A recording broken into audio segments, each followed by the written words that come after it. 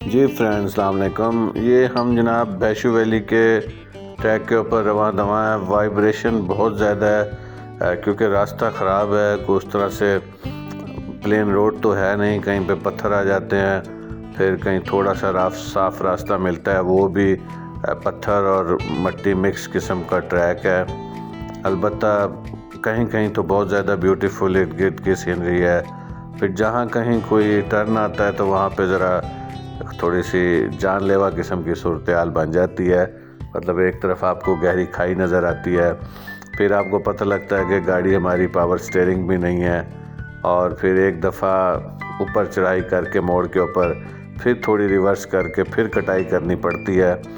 تو یہ سارا ٹریک کسی طرح سے شارپ موڑ اور ذرا ڈینجرس قسم کے اس کے اوپر واقع ہے۔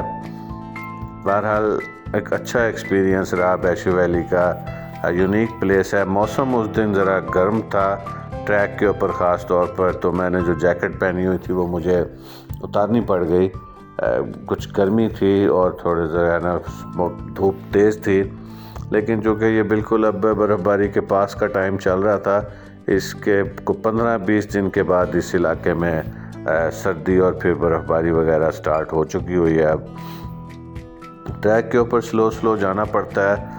ویسے جیپ کے جھٹکے تو بندے کو یہ تھوڑے سی پرووک کرتے ہیں کہ آپ اس ٹریک کے اوپر پیدل ہی چلیں، اور کوئی زیادہ اتنی سٹیپ قسم کی چڑھائیاں نہیں ہیں، واک کے سٹائل میں آپ اس ٹریک کو بڑی آسانی سے آئی تھنک کہ 2 سے 2.5 گھنٹوں میں کر سکتے ہیں، اور اگر آپ پراپر قسم کے کلائمبر ہیں اور آپ ٹریکنگ وغیرہ کرتے رہتے ہیں تو شاید 1.5 گھنٹے میں بھی آپ اس کو آسانی سے کور کر سکتے ہیں۔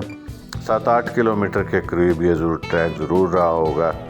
تو یہ دیکھیں، یہ اب انہوں نے ایک سائڈ پہ کچھ پٹیاں وغیرہ اور بالے وغیرہ لگا دیے ہیں، شاید کوئی جیپ حادثہ وغیرہ یہاں پہ ہوا ہوگا۔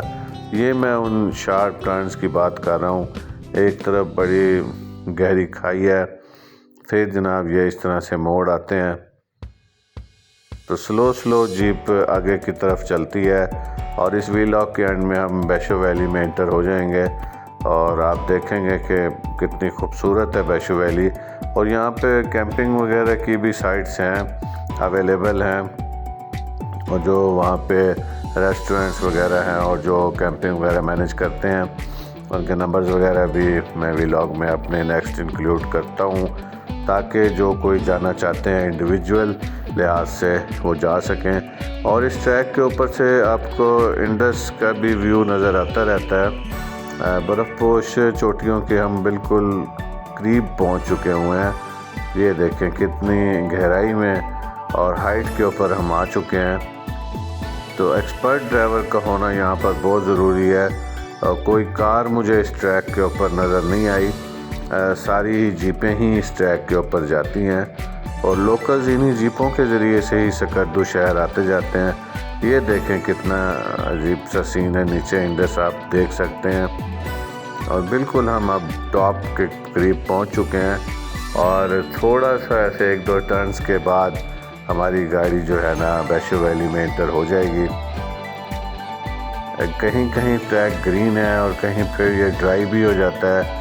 البتہ میں امیجن کر سکتا ہوں کہ اگر یہاں پہ بارشیں وغیرہ ہوئی ہوتی تو ٹریک ڈینجرس نہ ہوتا، البتہ اس کے اوپر جو کوئی مٹی وغیرہ ہے یہ جم چکی ہوتی ہے، اور ارد گرد کا سبزہ بھی بہت نکھرا ہوتا، شاید اس صورت میں کچھ سین کچھ اور ہی طرح کا ہوتا۔ یہ اب ویلی کے بالکل ہم داخلی سسٹم میں پہنچ چکے ہوئے ہیں، ان درختوں کی قطار کے بعد ویلی کے مناظر شروع ہو جاتے ہیں، بلکہ یہیں سے ہی ویلی کے مناظر شروع ہو چکے ہیں۔ راستے میں چھوٹی شاپس بنائی ہوئی ہیں لوکلز نے، آپ نے اگر کوئی چیز وغیرہ لینی ہے تو آپ لے سکتے ہیں ان شاپ سے۔ اکثر یہ بند ہوتی ہیں، غالباً ان کی اپنی ہی کوئی ٹائمنگ وغیرہ ہوتی ہے جس کے مطابق یہ ان شاپس کو اوپن کرتے ہیں۔ ہمارے ہوتے ہوئے یہ جی اب ہم بیشو ویلی کے سین آپ دیکھیں، راستے میں وائبریشن بہت زیادہ ہو گئی تو مجھے کیمرہ بند کرنا پڑا۔ چھوٹے سے لکڑی کے پل بنائے ہوئے ہیں، اور یہ مختلف کیمپنگ قسم کی سائٹس ہیں، اور یہاں پہ جیپوں کا آپ کو کلسٹر نظر آ رہا ہے۔ کافی زیادہ ٹورسٹ اس دن آئے ہوئے ہیں، کیونکہ ڈے سنی ہے اور ٹورسٹ بھی یہاں آ چکے ہیں۔ یہ سامنے آپ ہٹس دیکھ سکتے ہیں، یہ سارے رینٹ کے اوپر اویلیبل ہیں۔ یہ دونوں ریڈ کلر کے کافی لگژری ہٹس ہیں اور ان کے نیچے سے ایک چھوٹا سا چشمہ بھی رواں دواں ہے، اور اس ویلی کو میں نے کافی ڈیٹیل میں کیپچر کیا ہے، تو اس ساری ویلی کے داخلی سے لے کے اینڈ تک میں آپ کو دکھاؤں گا اگلے ویلاگز میں۔